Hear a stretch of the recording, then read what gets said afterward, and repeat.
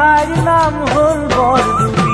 বিচাৰি পাবা মনৰ মানুহ জ্বলালে চাকি গছি তিনিচুকীয়াৰ টিলিঙা মন্দিৰ ঠাইৰ নাম হল বৰদুবি বিচাৰি পাবা মনৰ মানুহ জ্বলালে চাকি গছি দূৰ দূৰণিৰ ডেকা জীয়ৰী আহেনো যোৰা পাতি পুৱা গধূলি টিলিঙা বান্ধে হবলে বিয়াখনি